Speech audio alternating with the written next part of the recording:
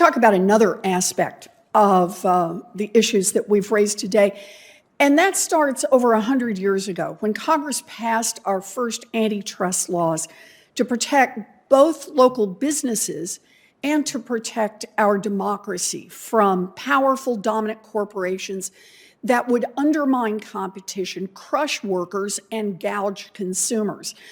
But starting in the 1970s, our government reversed course.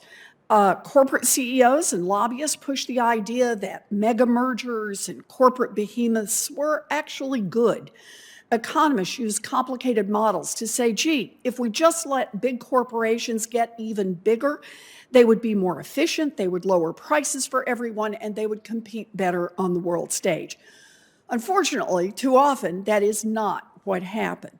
Take the semiconductor industry for an example. Hedge fund managers took over our biggest chip manufacturer, Intel.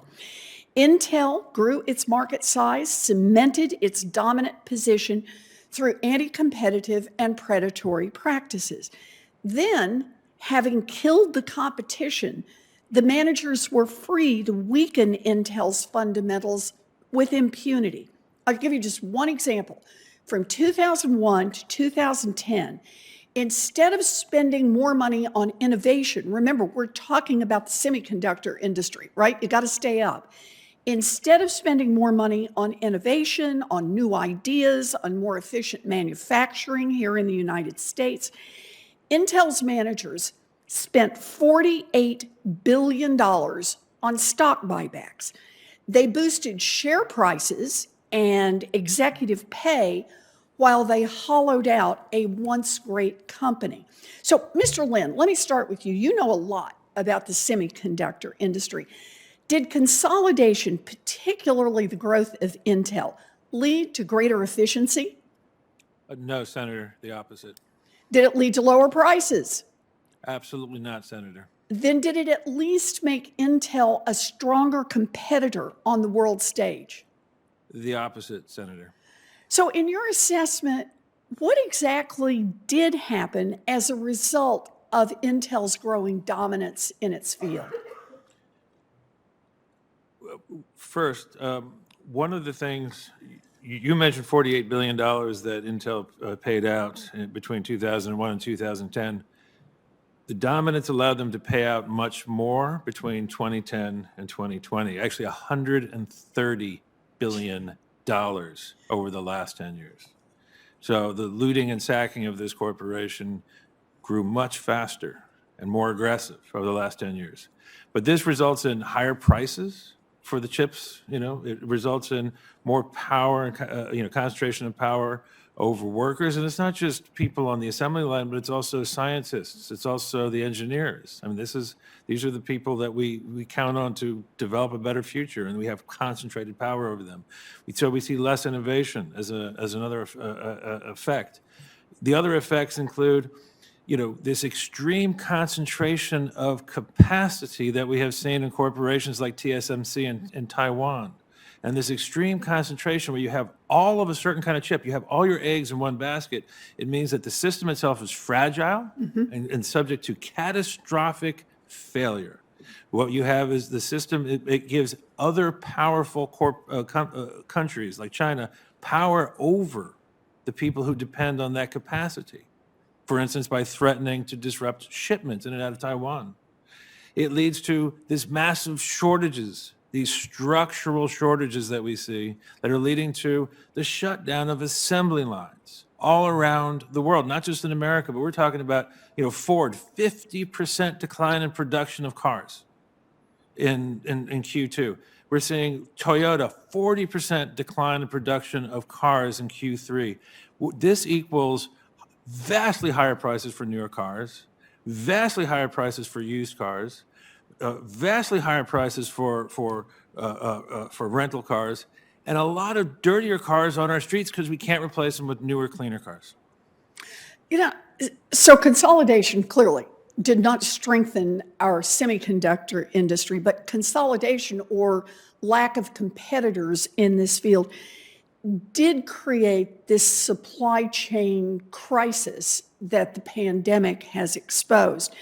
And now, as you rightly point out, without semiconductor chips, other manufacturers like auto companies can't meet demand. They're furloughing workers at the same time that orders are stacking up, all because they can't get the chips that U.S. manufacturers once supplied all around the globe. And what has been management's response to this? The same executives who exacerbated this crisis by failing to properly invest in their operations and infrastructure now are asking Congress to bail them out so they can make the investments that they should have been making years ago. Excessive concentration is a real problem. It is also a problem in our domestic logistics and supply chain operations, and it applies obviously to big tech firms. Ms. Brown, I'd like to go to you if I can.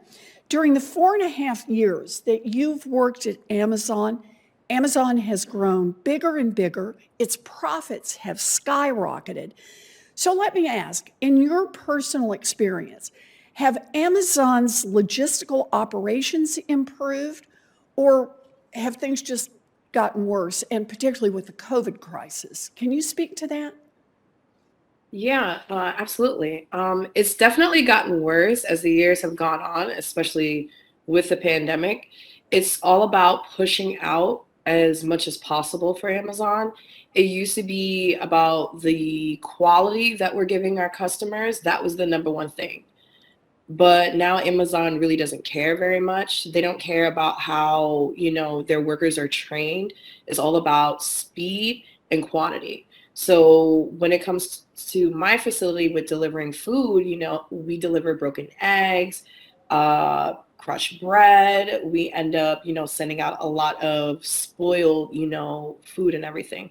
So a lot of us, we want to do good work, but it's like really frustrating because, we're at a limit for doing such things. And for Amazon, this only means they're getting rich. They preach the customer obsession, but it's not good for customers at all, and it's not good for working people at the fulfillment centers either. Workers cannot do their jobs well because Amazon wants to make more money, and that's the bottom line for them. Just about as much product as they could get out and more money. And if you attempt to try and do, these things like give customers good quality, actually practice customer obsession, you end up actually getting written up and then eventually terminated. Yeah. So the bottom line is for them is all profit.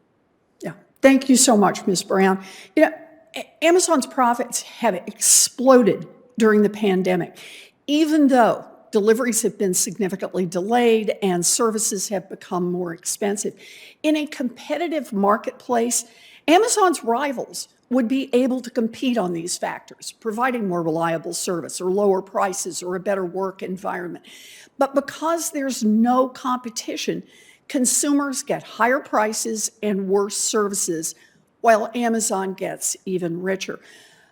Markets can produce lower prices. Markets can produce more reliable products. Markets can produce robust supply chains, but only if there is competition.